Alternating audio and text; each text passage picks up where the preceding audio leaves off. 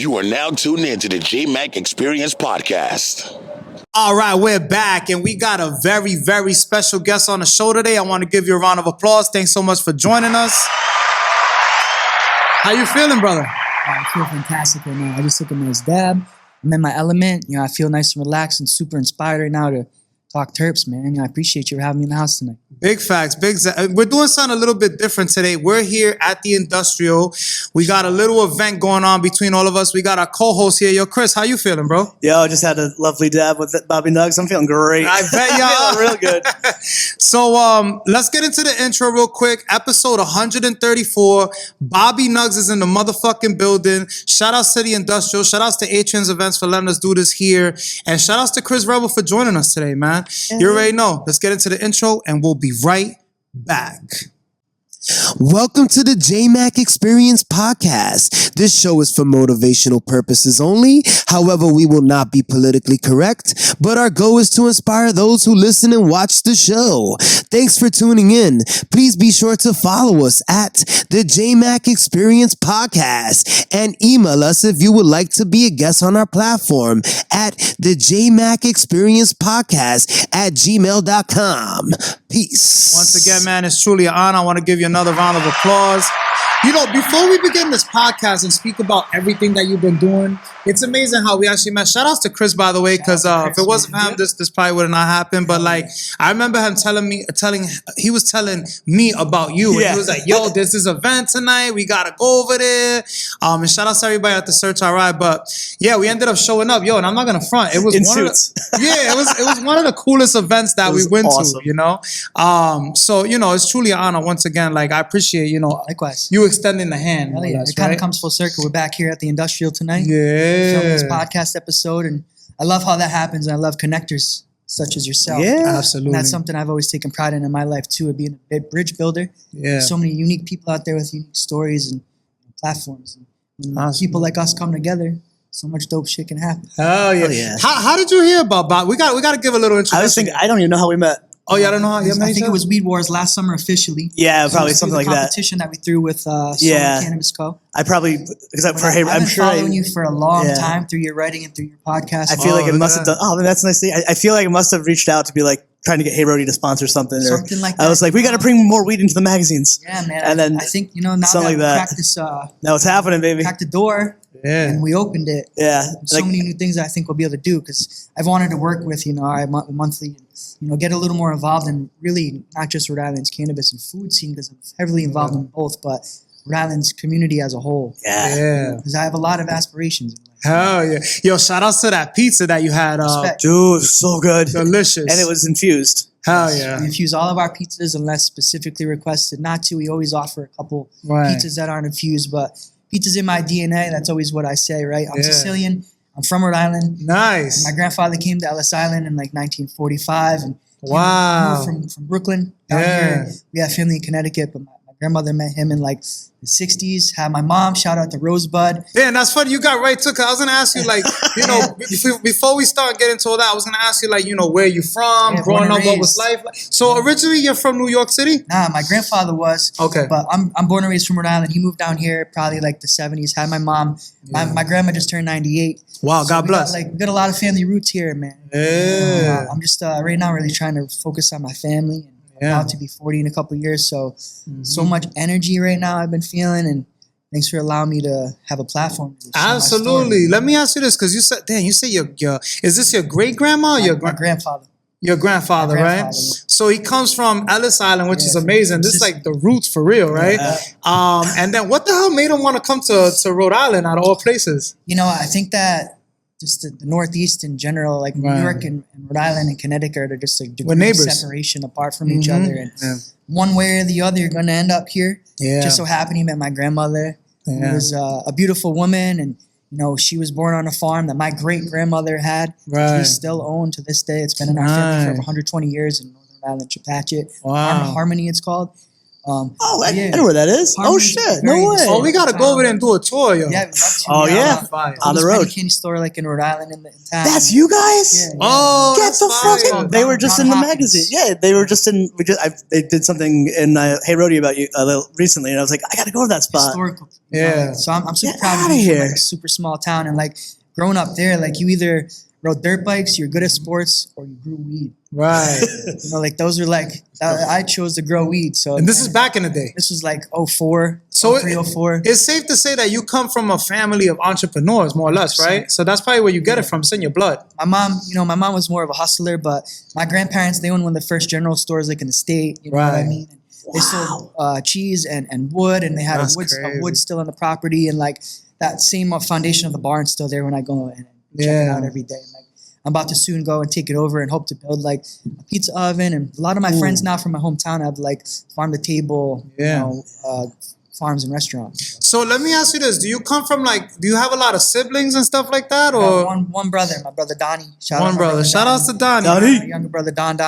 I like Donnie it. and I, we had different fathers, you know what I mean? But we're super, super close. And he just Right. had a son, 6 years old. James is like my everything. I'm super Aw. hyped to be an uncle. Proud know? uncle. Proud Proud uncle. uncle. My brother, Shout out and I, James. We're very different, but super similar. And Does he smoke?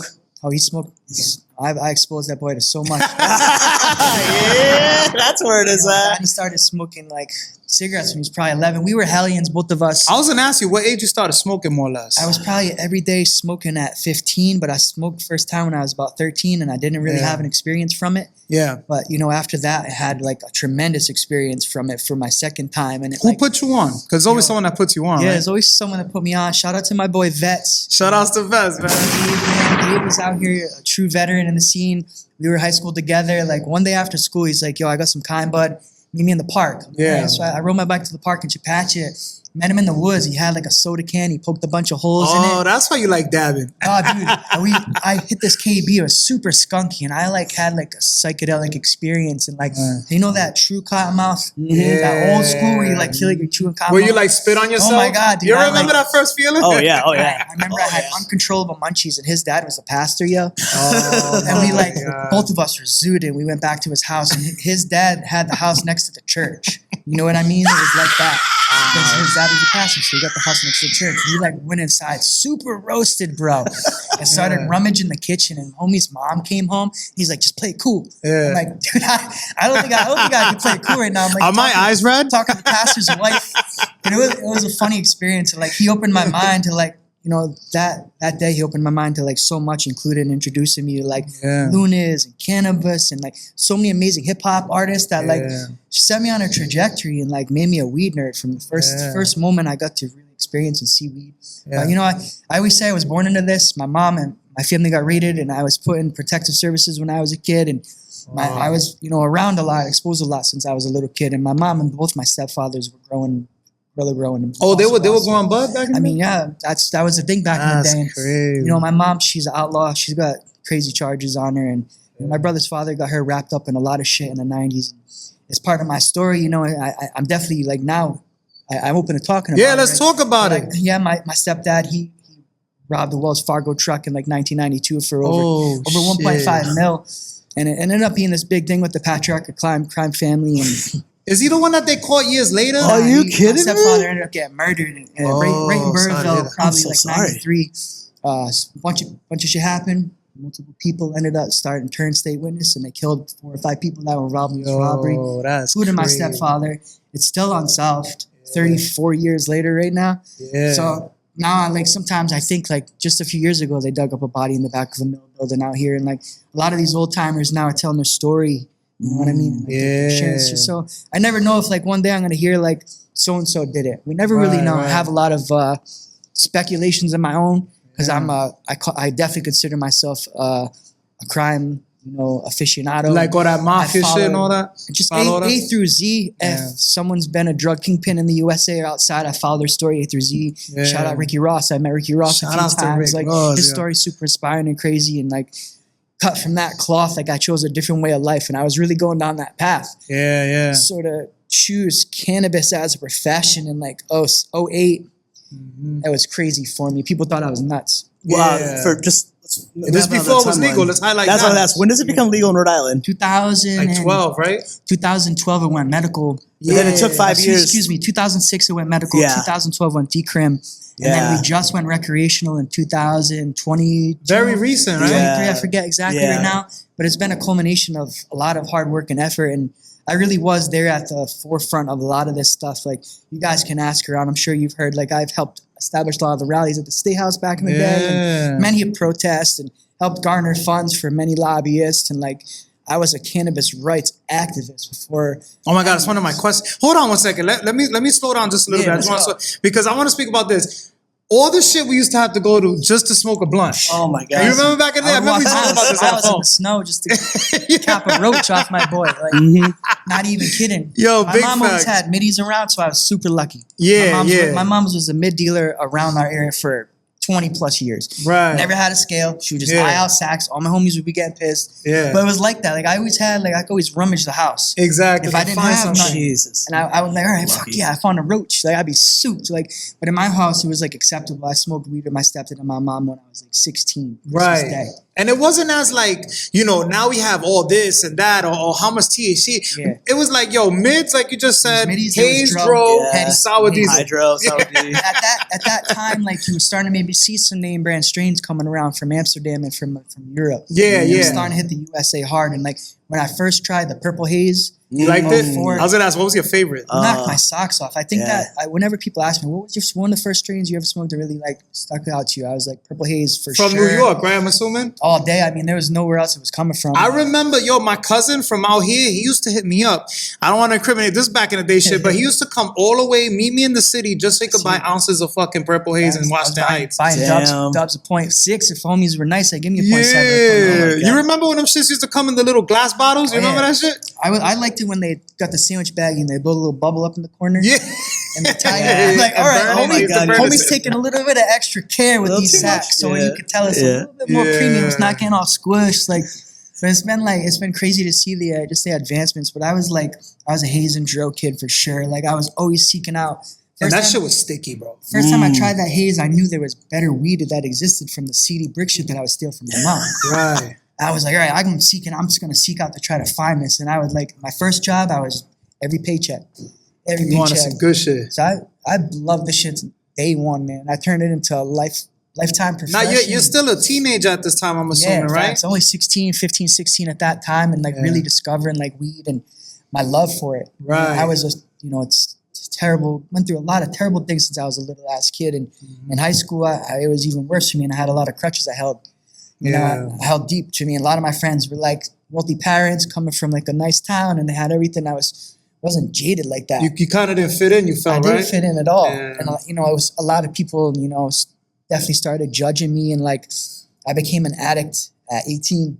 I was a Really? everyday cocaine addict at 18 years old. So hold on, what made you switch from the weed? Because you love weed, right? Yeah. And then what? Obviously, somebody probably put you onto that, and you're like, I like doing I always hung out with older people. Right. I was always that kid that like, this little dude's cool as fuck. They take me under their wing like 30-year-olds. And like just exposing me to crazy ass shit when I was a teen. Ecstasy, right? We used to fuck with I that. popped my first rolls when I was 19 at my boy's rig. Like, that was really the catalyst for me, that from weed to hard drugs. My best friend died in 07. Oh, sorry to hear Rest in that. peace, Lucas Rest in Warner, peace. drunk driving accident. Both of my friends died in the car accident. man. My two other friends were severely morbidly injured and shit. Wow. Broken legs, mangled in the wreck. And I lost my mind, but I was leading up to like I said, from childhood psychiatry and all this stuff. All the and demons therapy. you were holding on to. Once Luke died, I was like, fuck it. Yeah. I went and started snorting coke every day, and I took my first ecstasy pills like at his wake. I got 4 ecstasy pills tatted on my arm. Oh, shit. That was like the first introduction for me to like really hard drugs. And, for me, it was, it definitely helped in a very painful time. You know what I mean? Absolutely. Like, Just to cope with that the was pain. 19 years old, and for about 8 months there, I was in like a wicked bad place. Yeah. And I started, my boy ended up stabbing somebody and killing him.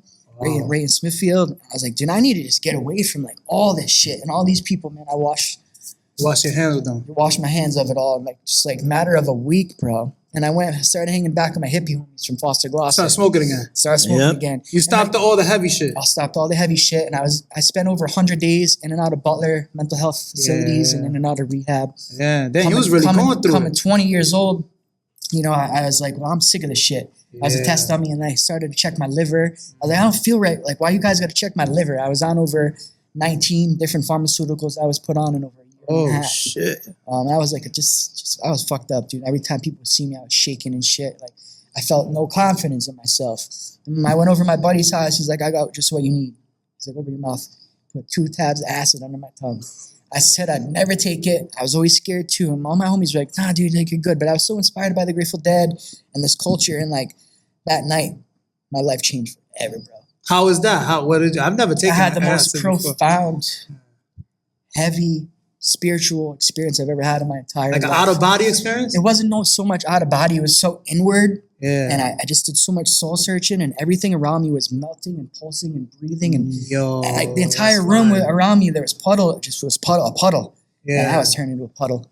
And I had like tie-dye on, and I was like, I was melting. I was like, all right, I'm succumbing to this. Whatever's happened, I'm done. I'm melting into a puddle right now. And I took my buddy out of the same trip because it was happening to him.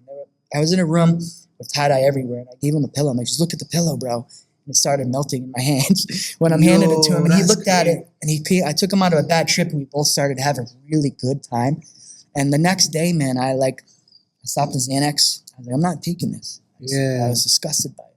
And I started looking at back at cans of food and reading labels. And like, what started with me was words. I kept jotting words down and writing poetry again because I was a poet in high school. Oh, this is leading into journalism, right? Yeah. I like it. I was a poet in high school, even though high school dropout. Like, my teachers were really understanding of me. Right. And they would let me pass in poetry as like an assignment.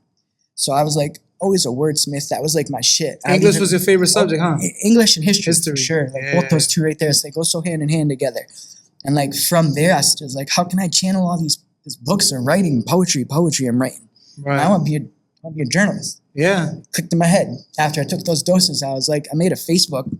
How old are you at this point, more or less? 21. Oh, you're already in college. I didn't do college. I'm a high school dropout. I got still got no GED. Still. 19 drug addict, stone cold sober at 21 years old, right to a weed journalist. Guys, hold on. Wait a minute. Dan, this is crazy how you just jump around. So hold on one second. You said, but you were writing. This is still high school? Yeah, I was writing poetry in high school. Okay. Yeah, I was a poet. But you never graduated. You didn't go to college. I dropped out 11th grade. 11th grade. 11th grade, I was 18.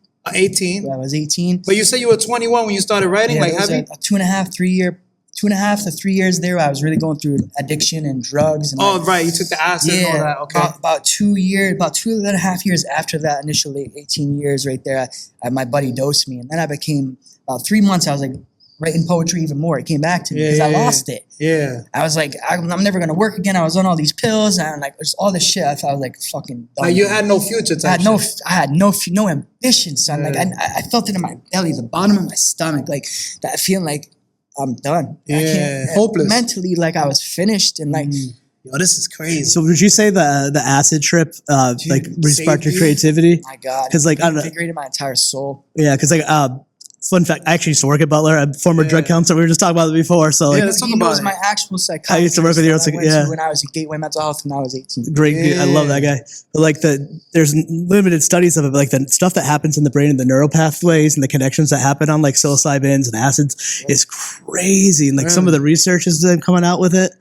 It's wild. So that's cool that was your experience. So all of a sudden, like that was 2011, and that was the same year I was with Dr. Ong in psychiatry. And I had got my medical card. You feel like therapy helps? Therapy did help me in a lot of ways. You know what I mean? I haven't been in therapy for years because I have the community. I have all these people and a purpose. Yeah. And all this drive. So it's like once you find that purpose, it's like that's a lot of the therapy you need. Yeah. You know what I mean? Like that's all I needed to do because I was a break dancer. I did karate. I was a graffiti artist, son. Like I was a cook. That was one of my questions. Before you wanted to get into the weed game and all that. I was bouncing around. You might have had some dreams, right? When you was a kid. I wanted to be a barber. You played sports? I was a wrestler in high school. Oh, shit. You see? We got to highlight all this. So many things, like, you know what I mean? But I was always a stoner. I didn't wrestle because they tried piss testing me. Right. You just love weed. I was like, fuck that. My boy Luke passed away that I told you guys about. He was like, nah, bro, take a clean piss test and you're going to join the team with me. I didn't listen to him. Remember, people had all these little fucking tricks. If you warm up the pee, if you do this, drink vinegar.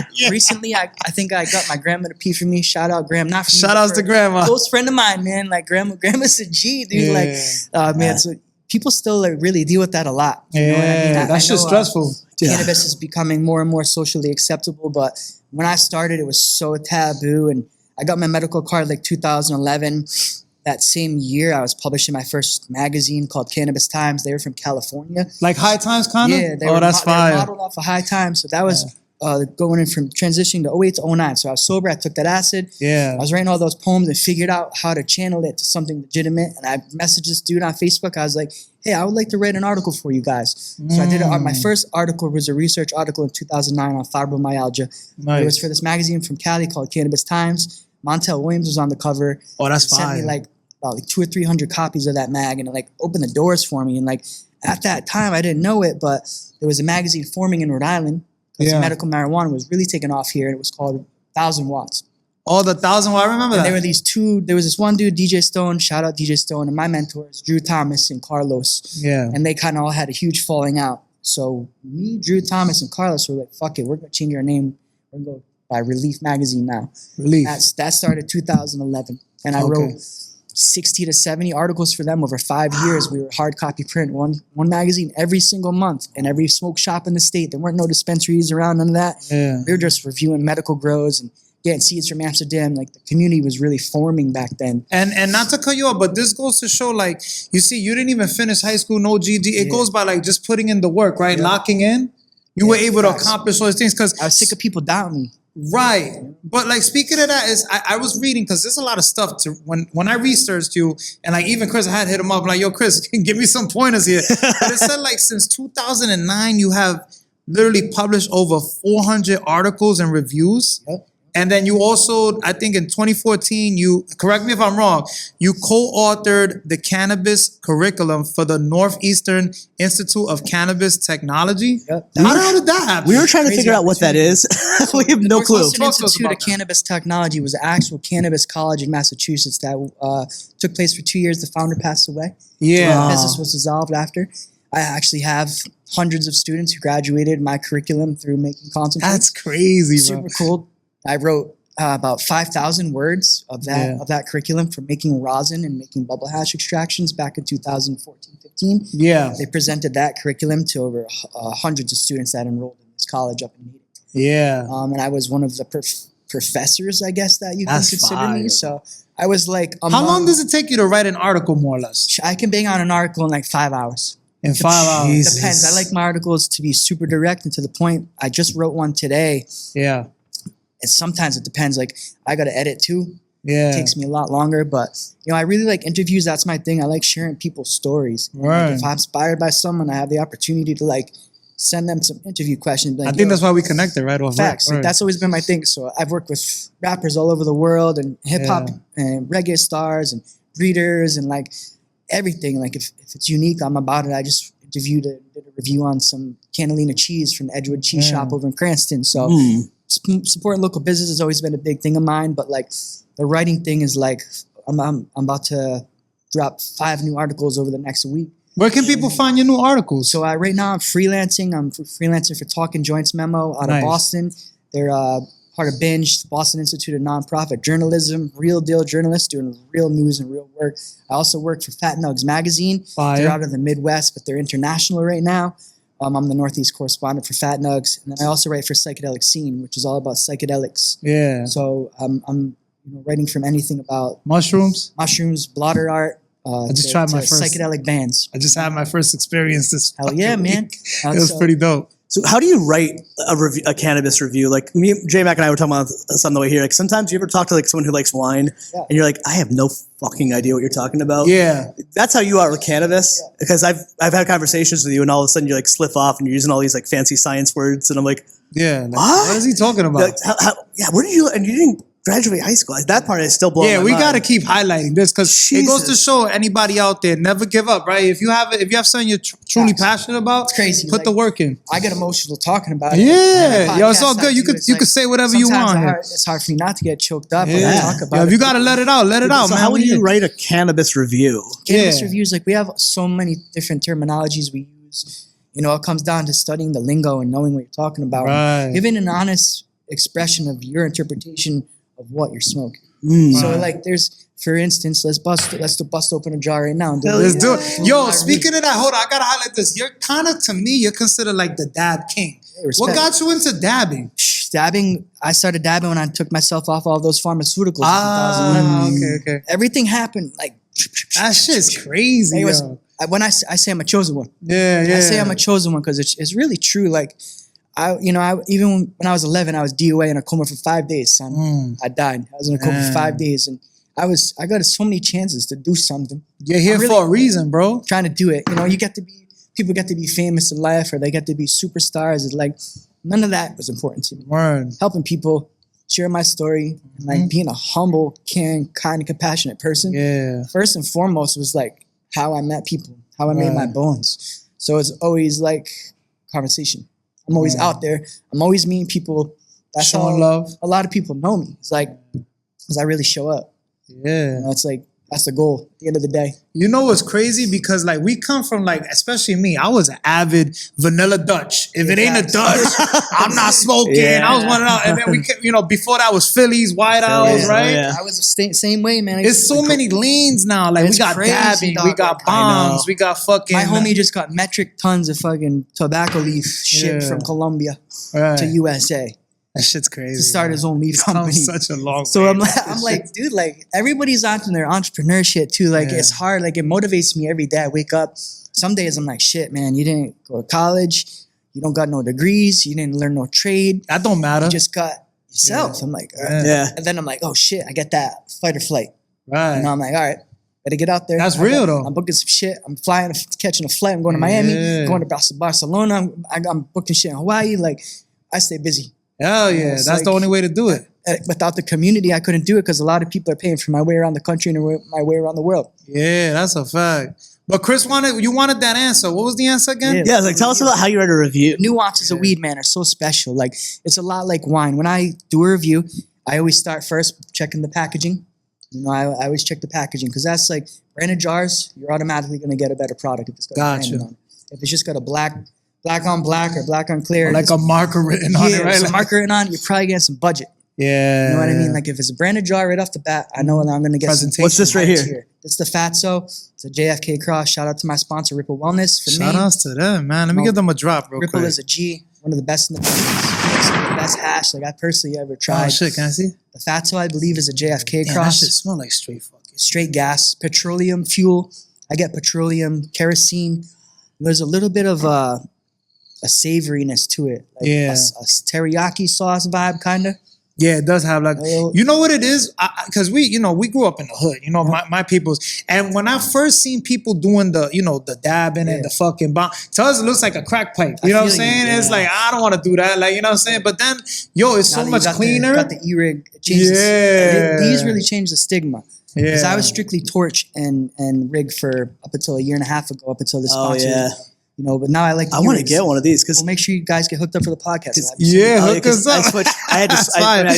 I do leaf. I switched to edibles mostly because at some Yeah, point I like it's edibles the weed, too. but it's also the butane. Yeah. At some point, like my fucking hacking up a lung. Is Yeah, like, What are- these as things an are expensive, asthmatic, too. I haven't smoked flower since like 2013. wow. Really? I've been strictly concentrated. And you still get Oh, hot. shit. I got high as fuck all day. But It's to big me, it's time. all about the flavor. Yeah. When you're buying and purchasing rosin of this quality, like between $40 and $70 or $100 a gram, Yeah. you're really getting the best representation. How long does that last? Someone like you, That's like a daily 2-gram user. jar. A 2-gram jar probably lasts between 3 or 4 days. Oh, that's good. Maybe. Damn. So that was the thing. I was smoking 10, 15 blunts a day. Yeah, and that's Yeah, bad yeah. for your health. This Oh is my cleaner, God. right? As an asthmatic, I was Yeah. I couldn't take it no more. So Oh, I- that's tobacco too. switching that was a lifesaver for me. I can run a mile now. Shit, it takes me 18 minutes. Yeah. And I'm using my inhaler maybe, but I'm doing that shit and not stopping the whole way. Before that, Damn. there's no way I could do that when I was smoking blunts. You know what's funny? People like Wiz Khalifa, they be smoking weed and doing kickboxing and all this shit. Some You people think just it got helps lungs for like working that. out? Oh, 100%. a good sativa? I- Oh my I hit God, the yeah. gym yesterday, I'm so sore from doing squats. Yeah. Oh man, I took like 7 dabs today. Yeah. I was able to especially in this cold weather, man. Yeah, that's just wild. It gets me bro. through. Super therapeutic for me. Usually after that, I'll go for the scent. Like we were just Yeah. diagnosing, like we were kind of getting some kerosene, a little bit of teriyaki sauce. So we're getting like a gas and a savory profile from it. Right. And then I would go dab it and I would get the flavor profile.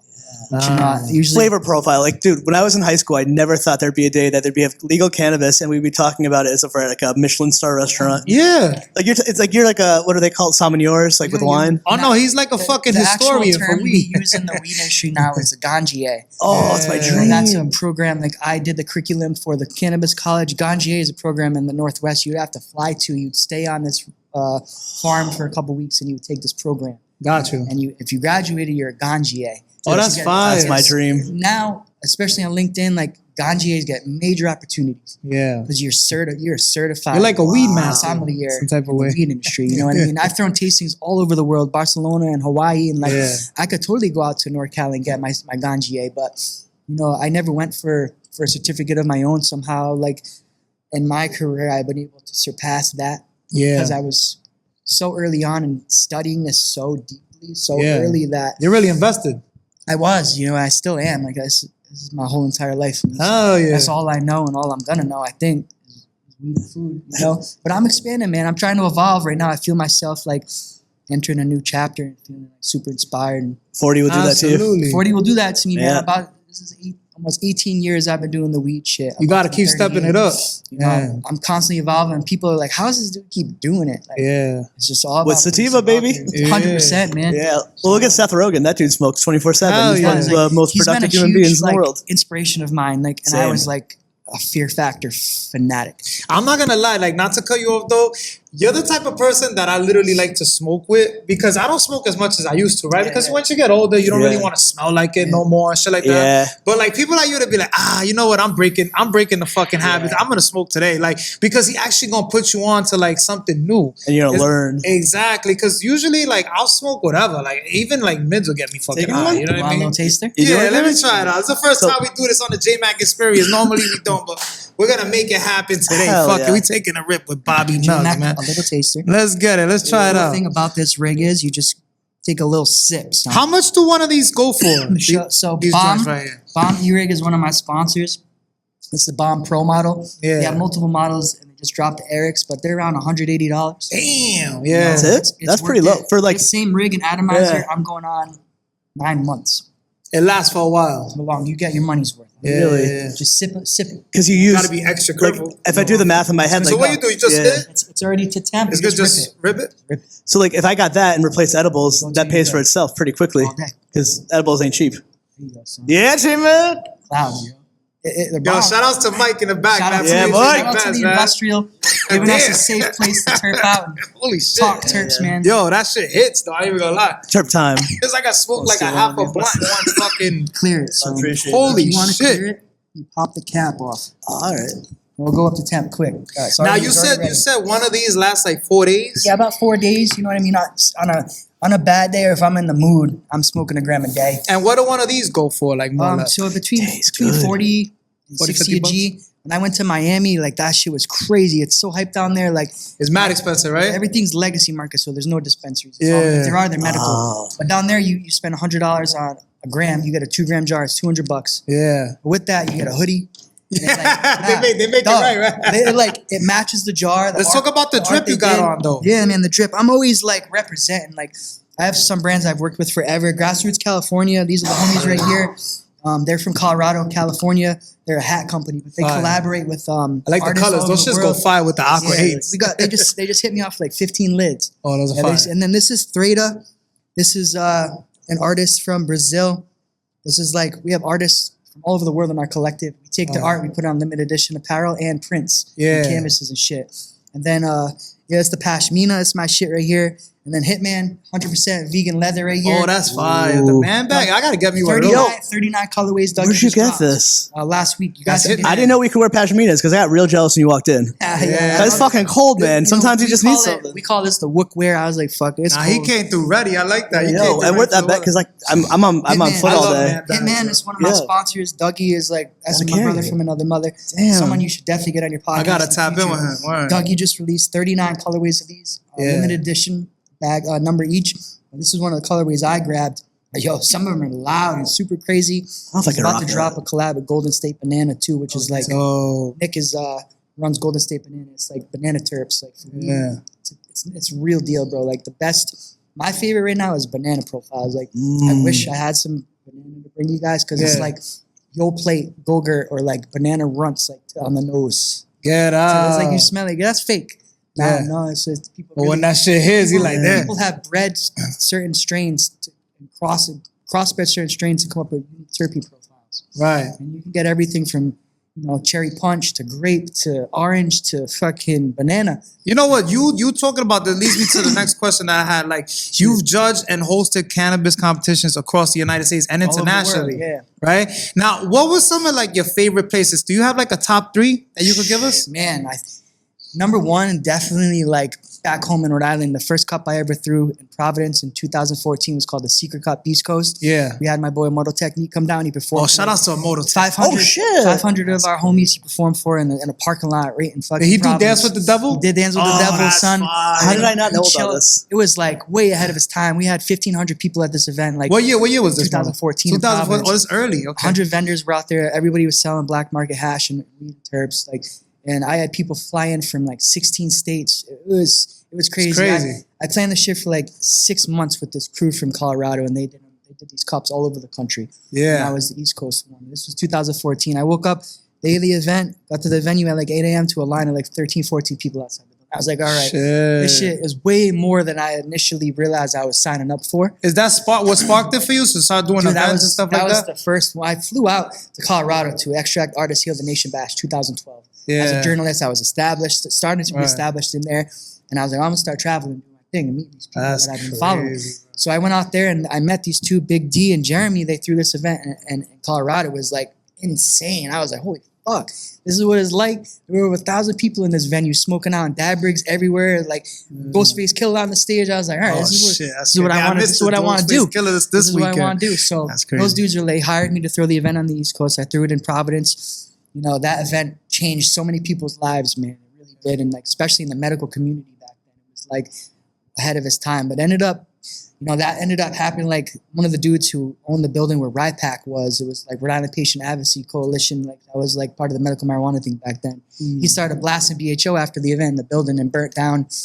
The building, supposedly the federal building burnt down over there. Like fucking 10,000 square feet burnt to the ground because someone was making BHO, and I may or may not have been one of the reasons that was inspired, but that was a huge thing. But I say you don't want to incriminate nobody. Facts, Rhode Island, number one, because that started it all. Number two for me was Hawaii. I got to go out in 2023 to judge the Hawaii Islands Cannabis Cup. Come on. In Oahu. Hawaii. Yeah, Waikiki. Jesus. We had 30 strains of greenhouse grown flower. I got to go out there and try, and they were coming through with like sour sop. Yo, so they be blowing down in Hawaii too? They be smoking like crazy? It's all medical there. That's crazy. They got a lot of genetics from the USA because they're part of the USA too. You would have never thought the Hawaii, they're 6 hours from Cali. So they're so influenced by LA. It's like they're like a degree from separation. Like and they get everything from LA. So like when I went there, I was like, I didn't know you guys had it like this. Like so when I went out there, I was like, they gave me my judge's kit and like a branded bag, and they put me on this like pedestal and like made me like you the guy. Super important judge. That's crazy. Well, they had judges from all over the world come out. That was just one of many, and I was super humbled by that. That must have made you feel like, I need to keep doing this forever. Facts. Right? Like, that was an affirmation for like all my hard work in 2023. And like over the last 5 years, I've won 4 awards for my activism for our events. And that's fine. You got the trophies and shit that they be showing? The whole 9 yards. Yeah, I've always wanted to hold one of them. She should have bring one today. That's I should have brought my trophies. Oh yeah, we got to ask. We got to do another one. When you're getting asked for a judge, do they know you're a high school dropout? A majority of them don't know my. I don't think they give a fuck. I think a lot of them just know my credentials in the weed. Yeah. A lot of them that can't be bought. Yeah. And like so many people are like, well, how do you get into that position? Like, put your fucking face out there, risk your freedom every day of your life for 16 years, and maybe you get the opportunity. And that's the thing for me. Like, I've helped make so many people judges of cups. Yeah. Literally, I forfeited my own seat to have someone else who hasn't done it before. And that's how you know you a real How do you get into that? That's crazy. Coastal Classic is coming up in May. Yeah. Oh yeah. I know Mother Earth be sponsoring a few local podcasts. Right. So my boy Victor, Joe over there, Amanda, like they're all awesome over there. So we see them at Comic-Con. Yeah, we interviewed them. I would also recommend just go and buy a kit. Yeah. That's what you can do. You can go purchase a kit, be a judge that way, promote it online, get integrated into the community that way. Like, speaking of judging though, one of my main questions, because I've always wondered, how does it work though? Like when you guys are judging, right? What does it come down to? Is it by vote? Is it by what strain is the most potent? Like what? Like there's how do so many people ways win? you can roll the dice. A lot of the times it's a blind competition, so you don't know what the entries are. Gotcha. You tally, 1 through 5, taste, smell. Oh, so you can't be biased on the name or who it is or Some relationship, competitions do that because now branding is so important. Yeah. And these brands are so extremely limited on the way they can advertise. Yeah. Why would you then want to take their product out of the package, put it in an unmarked package where they get zero marketing from it? Yeah. So now to us, we've worked with over 300 brands in the Northeast over the last 5 years through our cannabis competitions. We throw competitions that are blind. We throw competitions that are not blind. The ones that are not blind, they're judged on their packaging, which we feel is incredibly important criteria because everybody's buying off the packaging because you can't smell that shit at the dispensaries or an island. That's true though. So but that's what I like about what's the new one they just opened right here on the highway?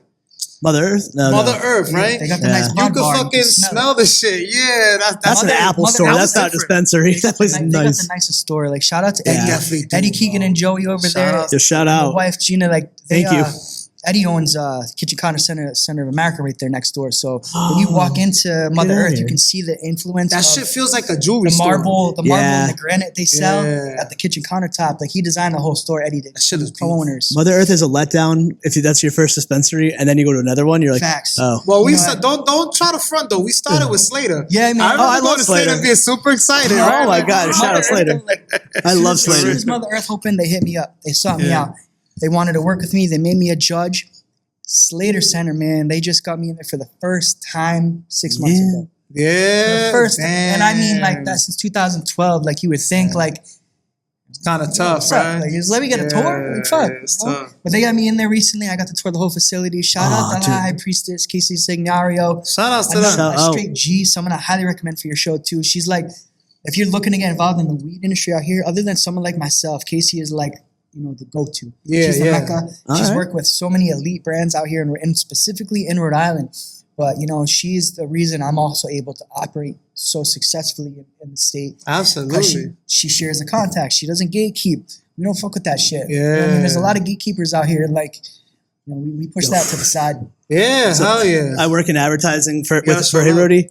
Your industry is the most gatekeeping industry. It is, and I understand why. I know it's not federally legal, but he always says that. It is so hard to break into your industry. It really is. Like, especially there's levels to the shit. Right. You know what I mean? Like, you could be a bartender.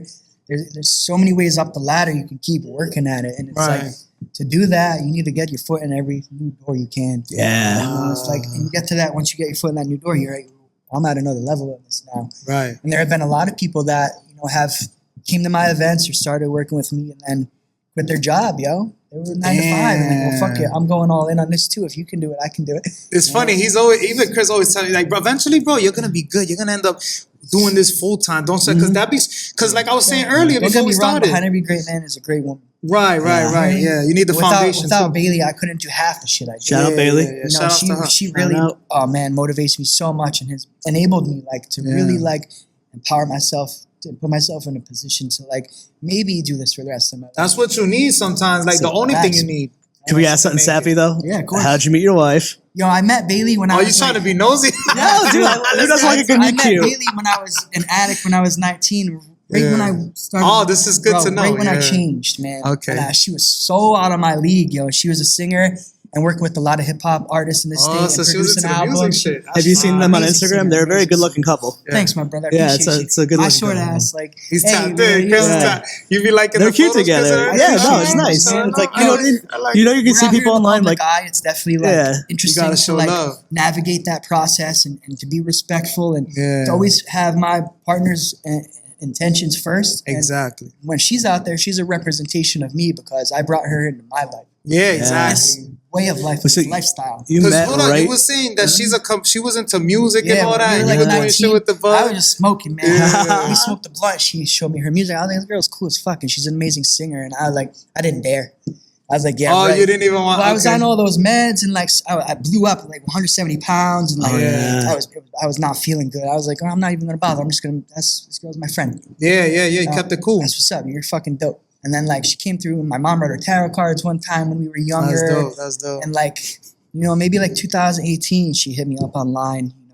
We decided to chill. Oh, that's crazy. That's like a full circle We never moment. left each other. Wow. We've been together ever since. For we're going to be 8 years. We'll be together. It's that. Shout outs to y'all. You ever hear the invisible string theory? No. Like there's certain people in your life that you're just always connected to. I love that. Like we've never met until it is, but there's a way. Yeah, it's like it's. I always say I say it to my daughter things all the are time. interconnected and like predestined. I use the word. You two a lot. were always together without being together. We were in so many ways, and like it's crazy how things happen like that. And I look, sometimes I just look at it and like I'm just like, dude, like life's a trip, man. I can't believe it, and we got to do all this stuff together because she's also a journalist, a photographer. So y'all have similar interests. We do, man. That She's shit a works. cook. Like Yeah. it goes hand in hand. If I'm falling, Does she do podcasts? She does. She just started her Hotbox Honeys podcast with the Stoner Babe. Whoa. She stays busy, man. And like, if I can position my wife to be on my level, Yeah. to crush life and really be in the shit, like I'm doing that. You're doing it the right way. I don't care. Like I'm not one of those dudes who tries. My wife is hot as fuck. I don't care. I'm not gatekeeping my wife either. Like I'm not a jealous dude. I'm super secure about myself. That's So- real. I like that. He got confidence too. It's allowed- Take notes. This guy, Yeah. you got a lot of knowledge, bro. It's allowed us to operate shit. at a different level. Yeah. All you have to do is be a good partner. Don't be insecure, right? Yeah. Man, I mean, hell, so many people were around all the time, like, and the amount of business and conversations we have to have. If I was even like that to 1%. You wouldn't have no connection. Hell no. Yeah, Like, bro. and everything to me is longevity. And I'm always at, my brain is here now, but I'm a year or two down the road. Word. I'm always planning. That's why, like, I'm a maneuverer, and I'm always like 1 or 2 steps ahead of most people. Like a lot of people, like I started throwing cannabis tastings 7 years ago, carrying a flight of 6 strains on a flight board, 6 strains of juice. Yeah, And yeah. now, like, social consumption's about to pass in Massachusetts, and they're gonna exclude me. From Hold on, wait, damn, this is where I was leading. So hold on, let's get into this, Yeah, right? shoot it. I got so many great, because, I'd like to, it's like a book, right? You got to go from the intro to the, facts, the all the way. working our way through it. So hold on one second. Is it safe to say, am I assuming, I think this is what it is, your wife's the chef? we're both chefs, but Bailey all day. All right, so this is what I was going to, because we tried the pizza, right? When we were here at the industrial. Good too. The last time. What got you into making pizza? I mean, pizza. your like family said, roots. I know was the in my cheese DNA. and My all first that. job was Right. pizza and the pizzeria, but during the pandemic, our event company suffered so tremendously. I was like, "What the fuck am I gonna do?" And I started following Dave Portnoy, and he kept talking about bar The one pizza, bite bar shit? pizza, bar Yeah, pizza, bar yeah. pizza. So I went to a bar. that's dope. I went to a bar. I got some pizza. I posted it in this group, South Shore Bar Pizza Social Club. Got fucking roasted, dog. Yeah. They're like, "That's not bar pizza." I'm like, what is bar pizza? And I was like, all right, I got to research this more. I've tried 35 bar pizzerias in the South Shore of Massachusetts, from Linwood, Town Spa, Cape Cod Cafe, Jay's Flying Pizza. And it was So all those spots are official? All the, bro. What about the one in the city? What are they called? I was talking about it last time. I was Pizza in Marvin? The one that everyone reserves the table and they have the expensive pizza. Oh, Is it Manhattan? Stone, yo. Shout out to the Pizza Pusher NYC, They're man. killing it, right, yo? He's definitely inspired me in a lot of ways. So like when I started, I've been wanting to go there. It's I started expensive, trying these bro. pizza places, bro, during the pandemic, and I started making the pizza out the house. Yeah. Obviously, people are like, well, how do I get one? Yeah. So I started just flipping pizzas out the house during the pandemic and built the brand off of it, and started throwing these pizza pop-ups, and got a residency for a little while and just built the brand, and now we throw pizza parties. So we do that like once a month, but it's everything. We have a New York style that we do, and we have a bar style that we do in cast iron baked pans. Ooh. Bar style pizza, super thin crust. It's in pans. That's the one we ate last time, That's right? my New York style. I gotta have you do the bar style. My bar style is burnt cheese all the way around the edges. Yeah. It's a unique style. Of I like pizza. extra cheese. Well, could on my people pizza. like hire you for like their own private Totally, events? yeah. Like I'm dead serious. Hear me out. catering and all that, right? Yeah. You do it all? Catering, all that. Adult We pizza had a party. catering license for a while, and we're always changing and evolving, but we've tried to cover every base as an event planner. Like we're Serve Safe I ain't certified. gonna front, I'm hitting that. I'm A through feeling Z, that we've really tried to like make sure we had our bases covered, because we throw cannabis events. We wanted to have everything we could possibly have in order to Like, so if I wanted to host an adult pizza party, like build your own pizza party, like you used to do at Papagino's, but like infused. Yeah, if we have a I know what my birthday's in August. You're getting a call. Recipe we infuse each pizza to every single time. If we're doing slices, we do it a little differently. Sometimes at our pizza parties, we do 10-inch pizzas, personals. I was gonna ask you what kind of pizzas. How many? Yeah, man. You have different flavors. You Yeah, got we pepperoni, do all right? types. We were really known for it during the pandemic. We were the first ones to do it. We collabed with over 20 restaurants throughout the city. We were Yeah. the first ones to do the birria pizza. We were the first ones to do the French dip pizza. Like I'm a collaborator. I'm a marketer. Because I was like, well, what can I do to make my business different? I'm going to make my pizza in cast iron pans because no one else will fucking do that shit. I'm going to collaborate with every restaurant. I'm going to take their best dish and put it on a pie once a week. Let me ask you this, because this is what I was leading to too, because the pizza is fucking bomb. We like when you're eating one of those, because I don't know, someone like me, right? I'll just be like, yeah, let me get a slice. Like how many milligrams more or less is in each slice that you're consuming? So I do 5 milligrams a slice. 5. You know, so if you eat 4 or 5 slices at our events, you're maybe going to get 25, 30 milligrams max. And that's not too bad, right? Very low, very moderate, very low dosed. Yeah. I've done dinners in the past where I've done 500 milligrams personally before 4 courses and like Oh, so 30 for 5 slices? That's 35 pretty much, slices, like Yeah. one full pie. You know, we'll do like 50 to 100 milligrams depending on what the person wants. that's smart, so they don't get too lit, right? No, they don't get too lit. It's all about you bringing your own And the cannabis, taste. your own concentrates, eating the pizza that's lightly infused and just chilling. We don't want to have everybody be too stoned because edibles is other than concentrates, edibles was one of the things where you gotta watch out. Yeah, everyone says. Some people like, shout outs to my guy from Matrix. He don't fuck with edibles. He's like, nah, I'm good. I'm not fucking with edibles, that. man, are hit or miss. They're not for the faint of heart. And I've definitely had people be like, yo, I ate that whole bar. I'm like, dog, you just say 500 milligrams. I'm like, I thought it was 50. I'm not gonna lie. The only thing with edibles, I get the super munchies. Oh my God, yo. me too. I can't control myself. Like, Yeah. Especially in RSO. If I eat like some RSO, like I'm eating, dude. Like I miss that though. I like the gummies though. The gummies are That's fire. amazing. Those are my favorite. I'm not getting munchies from that. Is that because a different type of consumption means just That's like like some different chill consumption shit. method. Yeah. Edibles are so psychoactive and edibles aren't for me anymore. I gotta change Switch some it up, my things. Yeah, brother, because you know, I love them, but like last night I too, just it was like started eating starving. edibles again. I eat a 50 milligram gummy when I wake up every day. Yeah. That's Most the people, problem they with couldn't eating. function on that. Oh yeah, But for me, like my pain and it sets me. gets you to on zero. hold. Yeah. Now, are you planning on doing anything besides pizza? Like maybe some wings, burgers, fries? Yeah. Are you gonna do that? Yeah, we do a little bit of everything. Like March 20th, we'll be back here at the Industrial. I'll be bringing my boy down from New York, High Italian Rosin. We're gonna probably be rocking with some cannolis and strombolis. Like, Oh, you about to we have got- desserts and everything? Yeah, man, we Oh, do it's all types of lit. shit. I like We it. make me and my wife do everything. She makes a banging chicken waffles. We do that a lot. Yeah. Italian food is like everything for me. Yep. So I've been trying to perfect certain recipes my whole life. I like You it. know what I mean? Like I ain't gonna front. If you do some wings, that'll be fine. Like different, like That. garlic parmesan, in lemon the wood pepper. fired in my cast iron pans. It That sounds would right. be crazy. What do I'm you- a big wing what do you and do? pizza kind of guy. Like both. My bad. Me too. I love wings and pizza. Yeah, right. It goes hand in hand. Go ahead. What do you do? Because I had it. The pizza was good, but anytime I've ever had any sort of, I don't know if Jmack, you have this experience. Every edible, any infused anything I've ever had, it always tastes like weed. Yeah. The weed does not taste good. No, but like not. In But the pizza beginning. did. Yeah, not. The pizza tasted like pizza. Yeah, it was Yeah, good. so we use an infused olive oil. Oh, And it's the I olive finish oil. the pizzas with the olive oil. I do not cook them with the olive oil. on it Interesting. because when you're cooking pizza at 450 to 600 degrees, you're going to cook off all the cannabinoids. Yeah. So I finish with a very high grade quality olive oil. Every single slice or each pizza, I distribute it evenly. Oh, okay. I find this is the best So method smart. for me to infuse. I've tried doing it in the dough before, and it's crazy. I like being able to control. Yeah. So I 'Cause have I was a nice wondering. dropper vial that Interesting. 100 milliliters is 100 milligrams.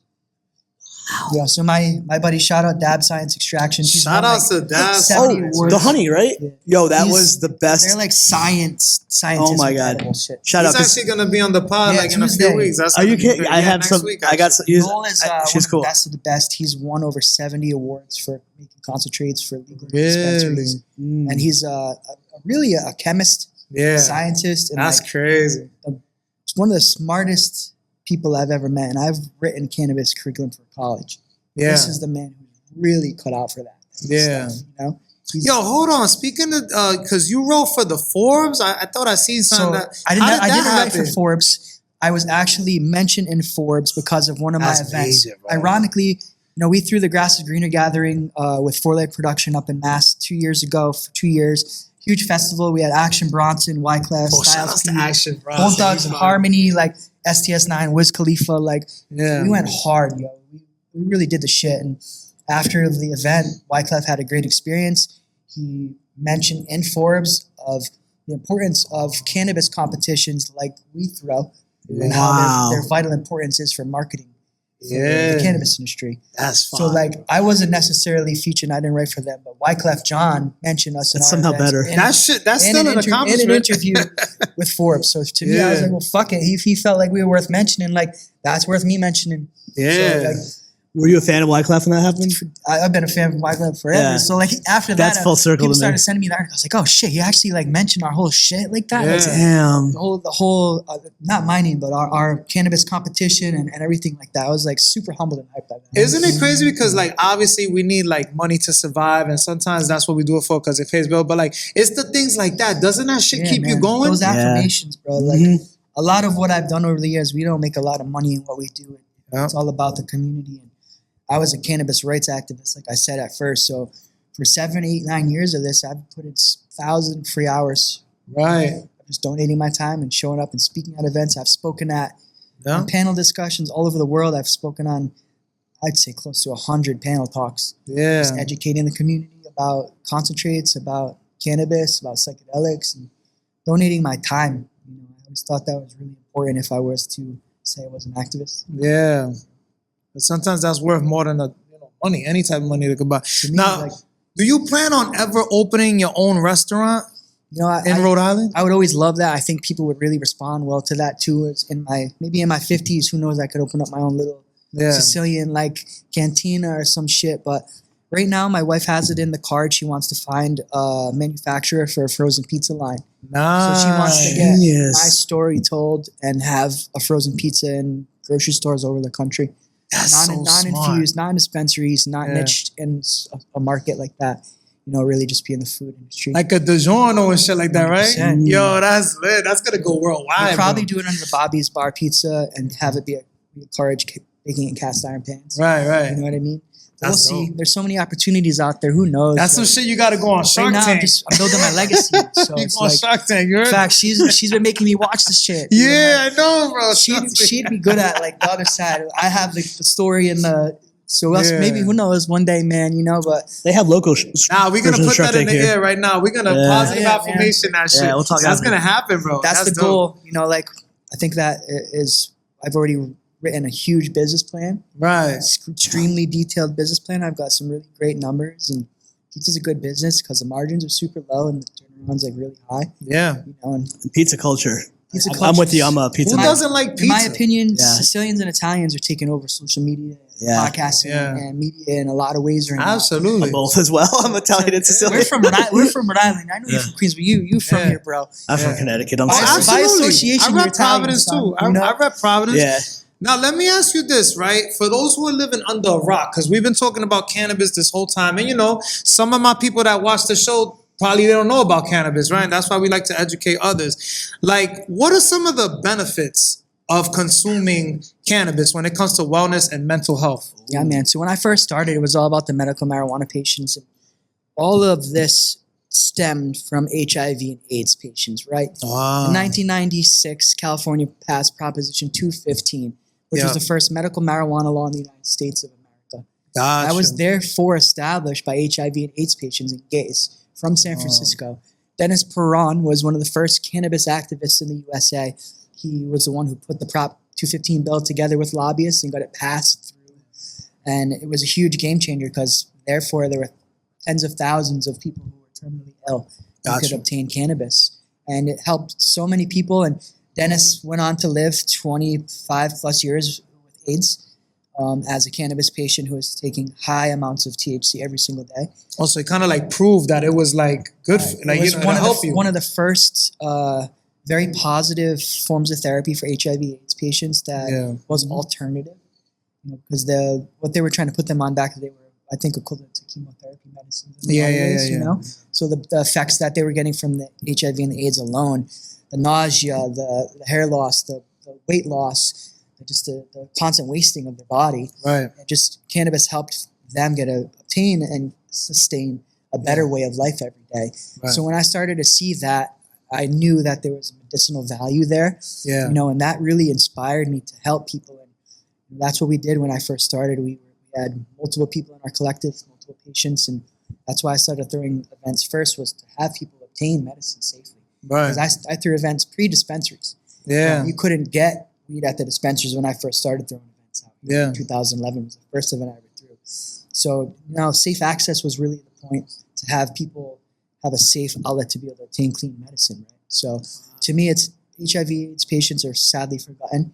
I think in today's era of legalization, people don't remember 35, 40 years ago, these people in the 80s who fought for cannabis rights and established everything we know today and what we're doing now. Right. Any dispensary, cultivator, edible maker, you're here because of those HIV and AIDS patients who passed that first law. Yeah. Now, 1996, 10 years later, Rhode Island in 2006 passed our first medical marijuana bill. So that was 20 years ago. I love that you're so honor the history. I say I'm the hash historian, but when it comes to facts of stuff, I was really there and watched it all unfold. So if you're there and you're seeing it happen, I think you have the right to be able to tell the story factually. Right. And there are so many things I was really able to see unfold that are just so important to the overall culture. Talking to that, because me, how some people, they argue, oh, weed is better than alcohol. Oh, no, alcohol as long as you drink responsibly.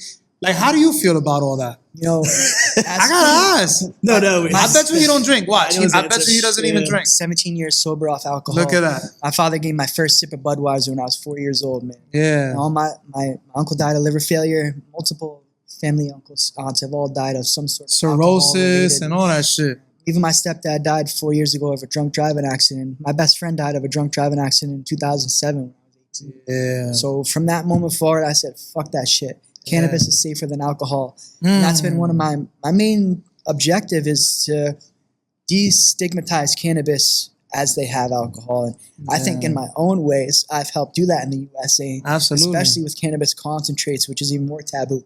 So, just every day I'm filming myself, or I'm traveling, teaching people about the methods of consumption, because it's not taboo. This helps so many people worldwide. Florida alone has 1 million cannabis patients. Yeah. So in the USA, I'd say there are 25 million patients. Jeez. I'm one of them. Yeah. I got my card. Me too. That's 25. I remember when I first got my car, bro. Me too, 2011. I was souped, bro. I was all right, I used to walk up into the dispensary Later, right? I had so much access, more than anybody did. So my capabilities for genetics was just ridiculous. So I helped obtain a lot of fire cuts originally on in the state, and a lot of heirloom strains, helped seek out, a lot of these people and breeders who created these strains that now consider my close friends. It's a trip. It's crazy. It's a trip, man. I never thought shit would be possible, getting to hang out with B-Real from Cypress Hill, and You met B-Real? so many hip That's hop. fire. But I think my favorite interaction ever with anybody famous was Action Bronson. Yo, I fucks with Action Bronson. And he's from Queens too. Ariana's my boy. He's mad that cool. motherfucker is cool as shit. Word. He straight up had his fucking security pick me up. Me and my boy, we brought $10,000 worth of glass, edibles, and dabs to the W in Boston. We got up to his hotel. Yo, he's mad chill, right? Dude, I wasn't expecting this, yo. Yeah. We get in the room, he's hitting a dab. As soon as I walked in there, I'm he's about that life, dude. Yeah. Dabbing, he dabs more than I do. And his glass collection is probably worth over $250,000. So you definitely met your match when you met him, huh? Dude, we dabbed all night. I get in the room. Crazy. And there was a knock at the door. I'm we can't settle it. 3 trays of room service get rolled in. He's like, you want some sliders, Bobby? I'm hell yeah, bro. I want some fucking sliders. Action Bronson. This was before Vice. Yeah, before people really knew he was in the food really like that. Good. He was a chef, right? One of the best People chefs. don't be knowing that shit. I followed after meeting him like that and really hanging out with him. We've hung out a few other occasions over the years, and he impacted me. I was like, all right, this is I really felt like I want to meet Action Bronson. Bro, one of the coolest motherfuckers dope, I ever met. Yeah. We dipped too. We were he probably don't want to chill with us anymore. Let's get out of here. We're packing the car up, and my phone rings. He's like, yo, where the fuck you at? Oh, he's chill. I'm dipping. I'm like, nah, bro, he's come back to the green room. I'm like, all right, I'm not saying no. Yeah, right. So we went back in the Paradise Rock Club. It was 1:30 in the morning, bro. And he had us back there till 5 a.m. Yeah, just chilling. Eating charcuterie and just taking dabs the whole time. That was a great, he really is about the dab life. And shout out West Coast Cure, my boy Jarrett and JP. Word. They run part of Rolling Loud Festival. West Coast Cure is one of the biggest brands. Shit, I was going to ask about Rolling Loud. Wait, you part of Rolling Loud too? Nah, but I was Jarrett from West Coast Cure is one of the co-owners of Rolling Loud. Gotcha. He was like, on with Ray Samerd and all these guys. Like West Coast Cure is like on the hip hop before any of these guys were established. They were like with Blueface and like all these dudes. They were like sponsoring them. Ah, you know what okay, I mean? I see. Like that was the Wiz Khalifa and Burner kind of made the industry More like, accessible, yeah, you know, to any hip hop artist, and so did Raw Papers too. yeah. You know what I mean? Like shout out to Josh Kesselman from Raw. You know, they just took over High Times and they're revamping and breathing life into an industry that's really needed. I'm not gonna lie, I fucks with Raw heavy. Like, I think they got the best rolling papers. Oh, yeah. They own hands down. they own the they own multiple companies. It was one other brand I can't remember. Right now. Tyson got some rolling papers too. I got his rolling papers. Those shits are kind of dope. You gotta get a product out. It's important, man. Like that's something that I've neglected that I think I'm gonna You haven't done one yet? I was gonna ask you. You got You one? know, I've never really had a product. No, I Yeah. think a lot of people now are coming at me with like, would you like the Pheno Hunter Select and have it on the Yeah. shelves at the store? Like, who knows, man? I'm like, I'm picky. Yeah. You know what I mean? I'm not gonna put my face out there with just anybody. I want their past and future to align with our present. I like that. You know, and like, Yeah, he's spending some if we're time, not though. aligned, like, if you weren't cut from that cloth, you're not getting me. You know what I mean? Because everybody's trying to buy this authenticity now, like in the game, and especially in the cannabis industry. There's 5,000 to 7,000 brand names. Yeah. Damn, that's wild. It's I didn't even insane. know it was that many, bro. As many are opening, they're closing. Yeah. Rhode Island, we're about to open up 10 new stores. Yeah. You know what I mean? And I fuck with Rhode Island heavy because majority of these people here were all from the medical marijuana scene. Yeah. They all had their warehouse grows as medical patients that transitioned to a class A, B, C, or D cultivation facility. Absolutely. Our finest, like you can go all the way. I could name 10 of them off the top of my head that were here and the medical days that transitioned. Now they're top brands in the whole state.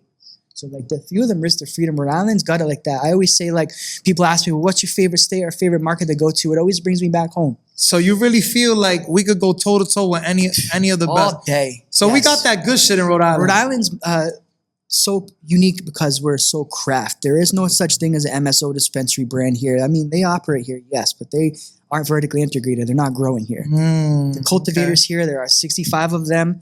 These guys have been working at their craft for the last decade plus, or Right. maybe 30 years, some of them, like Hanks, you know what I mean?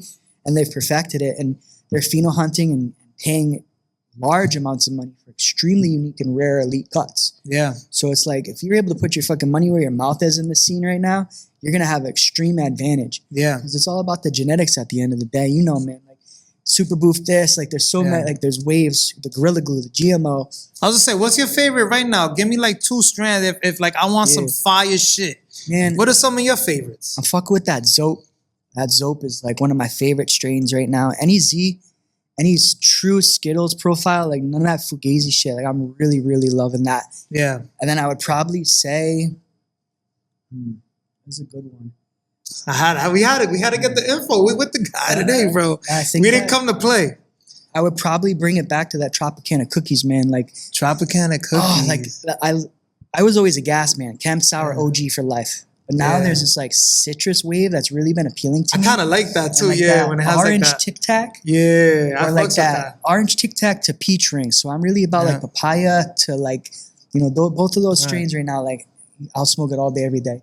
Chilling. Even too, people hate on that lemon cherry gelato, but The cherry gelato's fire. I tried if the you hand cherry me a gelato. jar of cherry gelato, I'll be pleased. I don't care.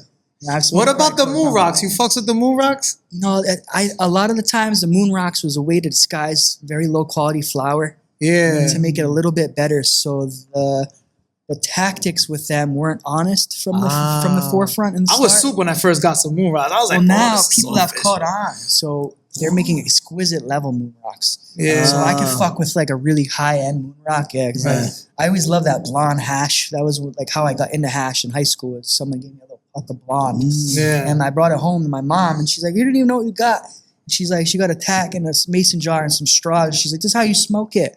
And we sat at the kitchen table, and shit. I put it on the tack, this little piece of blonde, and smoked like out of a straw with my mom. That was like my intro to hash. Like it was really my first dab, That's you know. wild. And Yeah. that's when I was like, hash for me is always, it surpassed weed. Yeah. I love concentrate so much more, all about the resin. Right.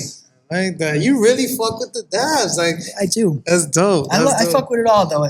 If somebody passes me some good sour, some good chem, or some good OG flour, I'm smoking that. Yeah, yeah, But, yeah. You know, majority of the other times, like I'm probably not. Yeah. pass it off to one of my homies who really smokes flower and will enjoy it. Yeah. You know what it is for me? Like, nowadays, I'm kind of the same way, but with edibles. Like, if someone gives me a gummy real quick or like a cookie, I'll eat that shit real quick. And I don't really want to like spend time rolling the shit. But there's times like I'm sitting in the crib bumping that Wu-Tang. You know what I'm saying? And it brings me back like rolling up the joint. You know what I mean? Like just like the ritual. whole, Very you know? like, It just brings you back, man. I used to carry around a little vial with a paster of honey just for my Dutches in my bag everywhere I went. Yeah. Honey blunts. So I've always been a connoisseur. Yeah. I always looked at all this a little bit differently. Absolutely. Because I just really loved it so much. You know? You got an event coming up this Saturday. Yeah, Let's talk about it real quick. Yes, sir. The Industrial will be out here. Slice of the night. This is a concept we've come up with. We'll have 5 different types of pizzas, slices available throughout the night, all lightly infused. We'll have live artists, curated tastings and pairings. We'll have all types of unique people out, from influencers to people in the cannabis industry to authors to rappers and hip-hop artists and local fashion designers. So we try to consider ourselves like a hub and a mecca for unique individuals and like minds. You know, our events have always been a refuge for people to come check their baggage at the door, have a good time, take a load off from work and that regular stressful daily life you got to deal with. So, And vibe. Vibe, man. That's what we're always about. Enjoy some pizza, bring your rig, roll up, meet some people. Everybody that comes through to our shows is like very friendly, super welcoming. You know, you'll take home some connections if you come to our shows, and Absolutely. that can lead to a lot of different things. So, Oh, nothing but good vibes. Everybody show love too. yeah, man. You know, it's a straight A lot of vibe. our people have been coming to our events for a really long time, and lately we've been having a lot of newcomers. So, Right. which I think is happening from the other aspects of events that are happening around the Rhode Island and Mass. Like they're hearing about other things going on from maybe high society or one of the events happening in Mass. So they're traveling down just to see what's popping off, and it's an ecosystem we've all created that's really flourishing right now. And it's like I look at it on a map of like all these like red dots of like a heat wave. Yeah. And it's kind of like spreading pretty quickly right now, but people like Mike in the industrial, people like myself, like got to be here at the forefront because there are a lot of people who don't necessarily know how to operate safely, successfully, and at the end of the day have longevity in mind. Because I think as an event producer, it's not just about one-off events, doing one event and doing a cash grab. It's about building a business. And a reputation, right? Yeah, building the trust of your consumers. So Yeah. everybody that comes to our shit, they've been coming to our events for 10, 13 years. That's dope, yo. This Saturday, right? The 31st? Industrial 6 to 9, the 31st. Looks like the weather pushed off too till Sunday, so we got no snow. I'll be in the kitchen all night and make sure you come say hi to your boy. That's a fact. Now, when people mention Bobby NuggZ, right, years from now, when it's all said and done, more or less, what do you want them to say about your impact overall? I want them to say that I was a real dude and really in this, and I didn't fake that shit. There's a lot of people out here faking the funk, man, claiming shit that they didn't do and taking credit for stuff they didn't do too. And at the end of the day, I hope people remember me for being a stand-up person who really put his freedom on the line for the movement and the culture. Because at the end of the day, that was really what I'm here for and what I'm about is the movement and the culture, the people. Yeah. It isn't always about money at the end of the day. That's what I want people to remember me as. Like, I was here for the weed, I was here for the dabs, I was here for the food, the good times, the good people, and making memories, because that's my legacy. Yeah. Now, seeing, because we spoke about all the shit, like, because you come from a rough background, when like all the shit as a youngin'. People think I got rich parents. And I was one of those like trust fund kids, but people don't really know, man. Like, my mom's got like hoarding fugitive charges and bomb charges, and like I was taken by DCYF when I was a kid, and like was in group homes and like shit's. I was lucky for my grandma. Yeah, my 98-year-old grandma really honed in our family and took control at a moment when it was really needed, and my mom was able to regain the control. Yeah, my grandmother and my aunt too, and chaos I've been able to thrive off of. Yeah, my entire life. And that's something that is always going to be instilled in me. I think I operate extremely well under pressure. Yeah. And I always enjoyed being a little bit of an outlaw. Yeah. And having that sense of like fear, made me want to work harder. Now I don't have that sense of fear so much. I have a sense of urgency. Right. You know what I mean? But I'm just really at the end of the day having fun out here. Yeah. That's like what I enjoy most is just meeting people, having the conversations and like sharing the terps and the weed, because that's how I connect to everybody. Yeah, absolutely. I like that. Well said, man. Now, what advice would you give to someone that they want to become an entrepreneur of some sort? It doesn't have to be with cannabis, but if overall, because like you were in Butler, you know what I mean? You was like dealing with all the drug addiction, and there was probably days you probably didn't want to live, you know what I mean? But I was like very suicidal. Yeah. right, like what would you tell them, man? Like what advice would you give to them? It's cliche, but never give up, man. Like, Yeah. if you're feeling lost or lonely, I always say, fill that void. I look at myself like half of my soul. If I need to fill this other half up, I need to be with people. I need to go to events. I need to listen to music. I need to eat good food and be around things that fill that void and bring your inspiration back up. And at the end of the day, like, drive and purpose is everything. So get out there, and if you think you want to do something, try it.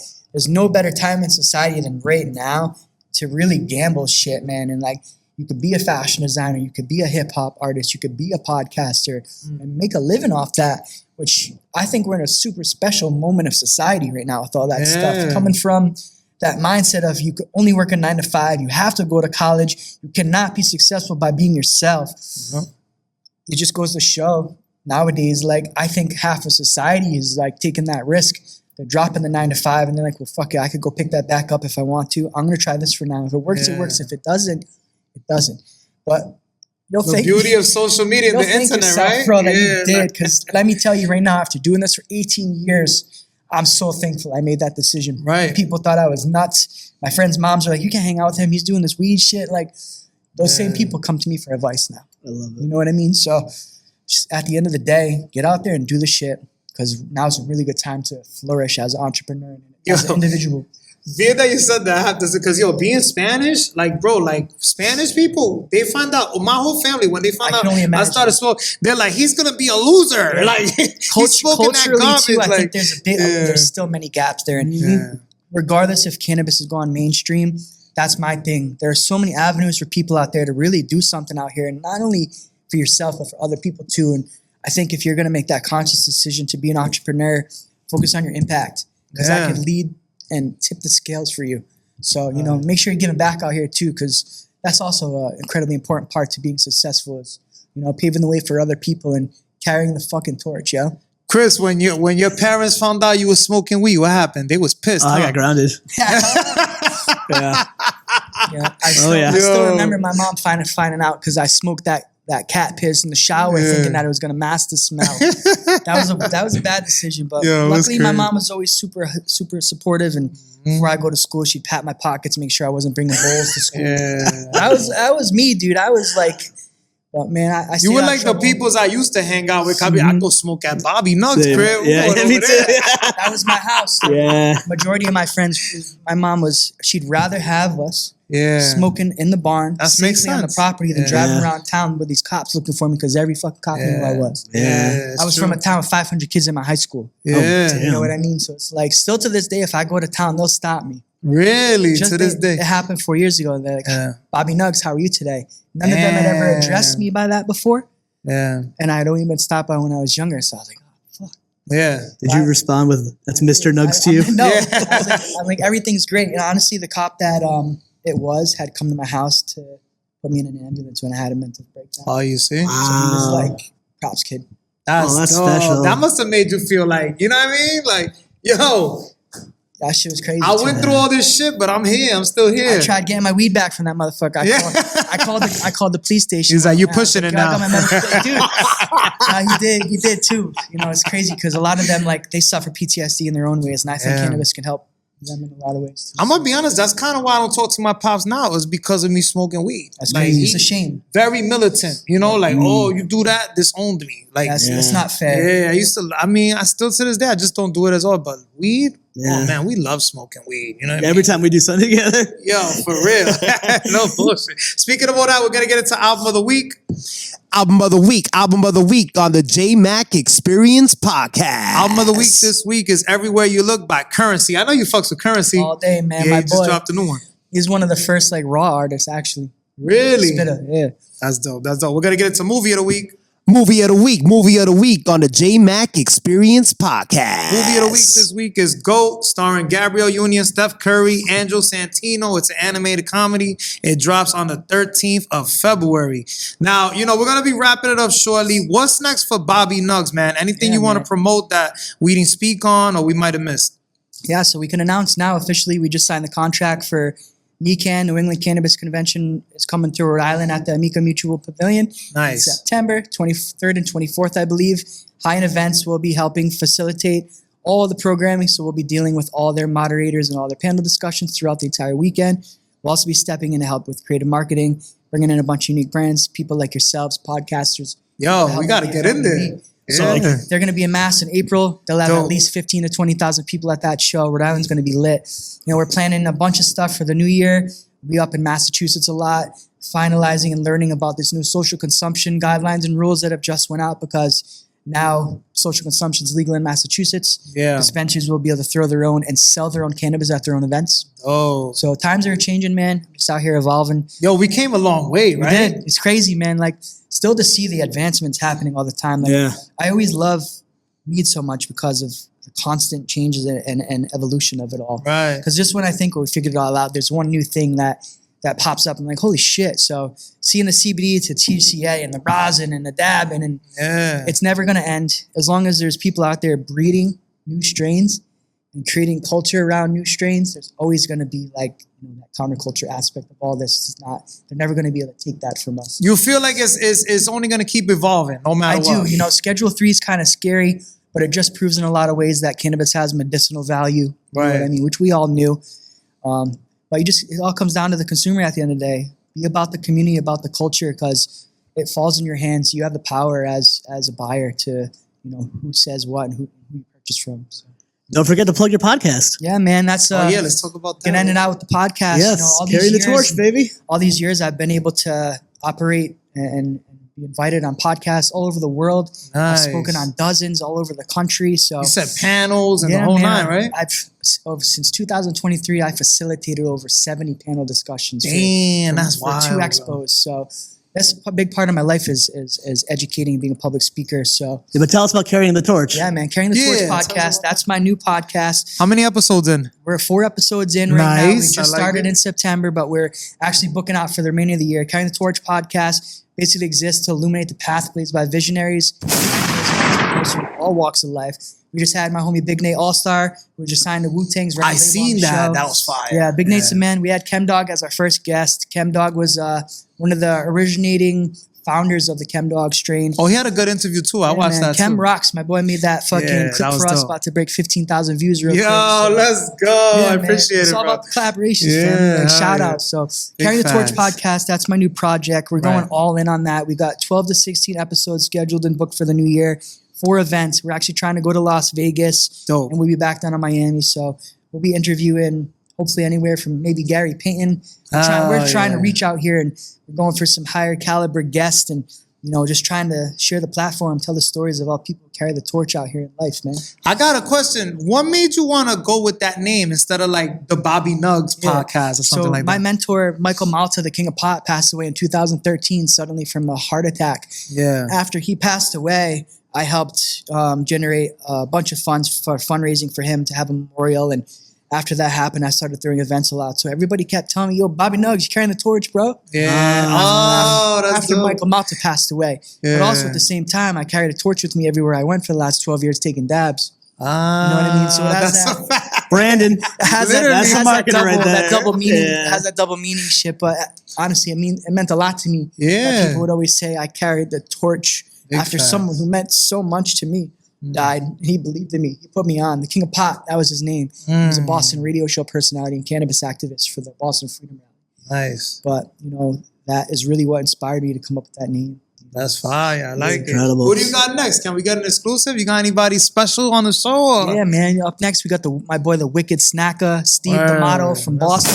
Steve is like one of the #1 food influencers in the region right now. Really? He's like one of the people probably like keeping restaurants afloat out here. On a I gotta daily check him basis, out. man. Yeah. The Wicked Snacker, Steve D'Amato. Super Italian. There's going to be a very Italian-forward episode. Forget about We're it. going to review some of my Bobby's Bar pizza. We'll have him talking about restaurants and just coming up as regular working man to one of the biggest influencers in the game. Dope. That's fire. I like that. I like that. Where can people follow you at social media wise if they're not tapped in already? So follow me on Instagram, Bobby NuggZ, Bobby NuggZ_official. They're constantly giving me a hard time on the gram, but I'm on Facebook. You can find us at Carrying the Torch Podcast. Nice. On all platforms, YouTube, Facebook, Instagram. You can also find me on LinkedIn, Robert Bobby NuggZ DiVincenzo. We're about to break almost 20,000 followers on LinkedIn, which I'm super proud of. All those CEOs and everything, we're bringing the culture. He pulled out the LinkedIn. That's how you know you about your business. Bro, I'm telling you. Normally people don't have LinkedIn We like out that. here, man. Not only am I about LinkedIn, I'm building a massive following on LinkedIn. Hell yeah. So, and that's all CEOs and like, this is some real business I'm bringing shit. the culture over there, and they want to hear about the history and everything that I told you guys in this podcast, like, they don't necessarily have. Right. You know what I mean? Like, they weren't here for all that unfolding of history. Right. So, that's kind of where I'm at with that, man. I like it, bro. You're doing Follow, big things. Mad respect, JMack Experience Podcast, my boy Chris Revill. Appreciate you. These dudes are out here making waves across the state of Rhode Island and beyond, man. Thank you guys for giving me a platform to share my story. Appreciate you so much. Yo, can we agree that all the experiences you went through got you to where you are today? Oh my God, yeah, man. There are many times where I doubted, like, should I go get a 9-to-5? I'm glad that I made the decisions that I made. I always look at myself as a more calculated, precise thinker. And I call it the look ahead. I'm always looking at myself 2 or 3 years from now. How can I evolve to continue on this path that I'm on? And honestly, it comes down to like my grit and my drive, because I'm out here 24/7, 365. I wake up in the morning, I'm working, I go to sleep, I take a break, I'm working the next day. So Yeah, you back at it. We out here, man. Like you never left. Like I never left, baby. You got any advice for those out there who may be experiencing, because it's been a hard year. People's fucking food stands got cut. It's bad out here now. The Medicaid shit going on. Like, for those out there going through, some tough situations, what would you tell them? Like, put that energy into good things and a good outlet. Don't be on there on social media feeding all this constant bullshit right now, because it's not mentally sustainable for you. You're going to end up hitting a roadblock, and when you do, you're going to regret it, because you're going to have a long road to get back to where you once were, man.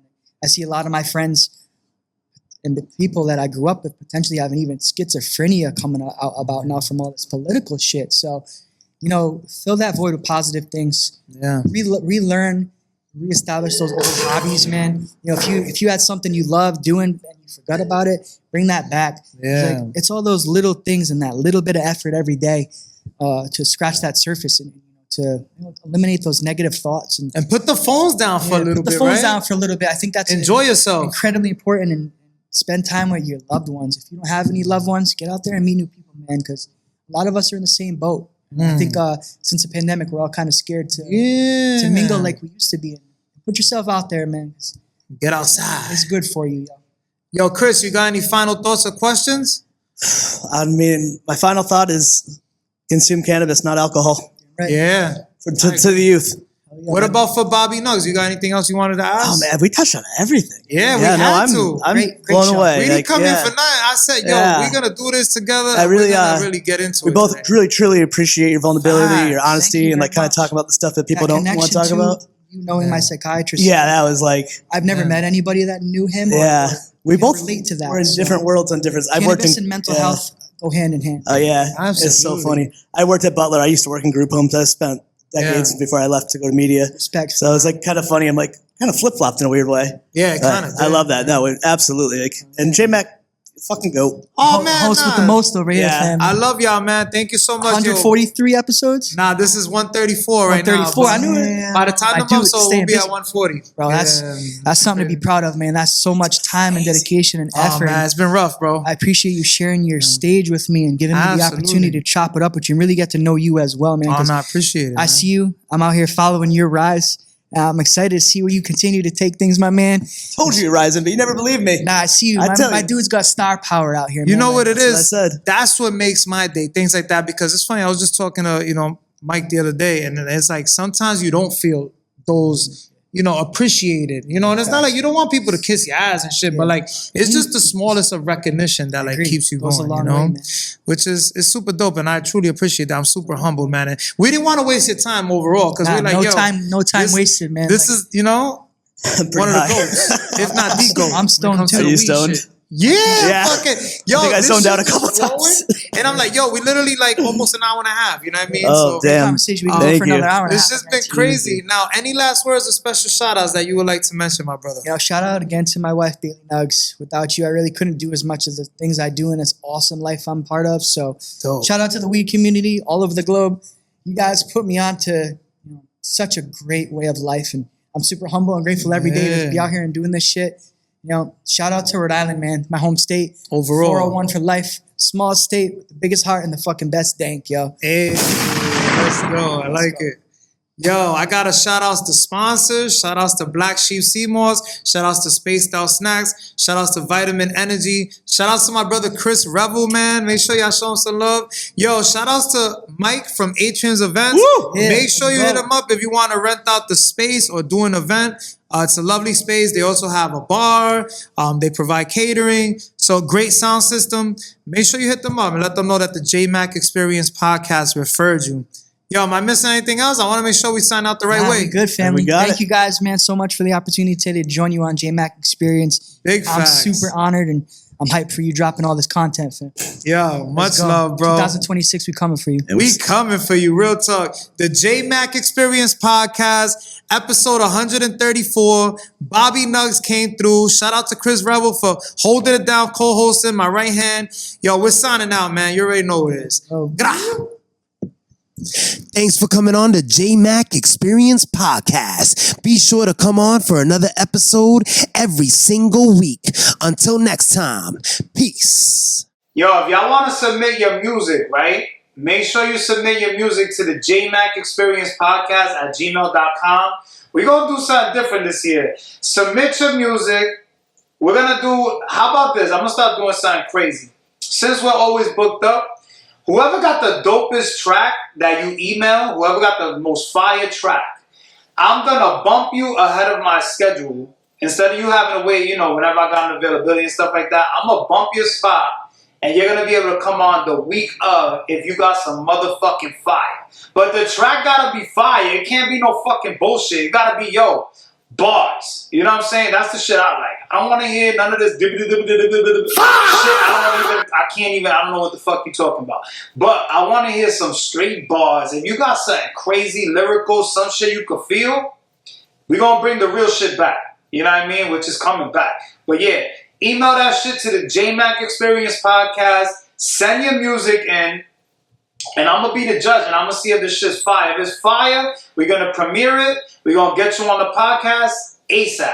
So make sure you send them tracks. We're doing something new this year. And I want to know, put a little, when you submit the email, put where you're from, what's your name, what's your Instagram handle. You should already know how to do all this, but I'm going to just put you on. Don't just send me a track one. You know what I mean? Like, make sure the shit's labeled. Make sure it got your information. Make sure if there's a link to the music video, I can go check the music video out because I might just stream that shit live and just, give you some love. So make sure y'all tap in. We doing something different. New music reviews. You already know what it is, man. JMack Experience Podcast. Let's fucking go.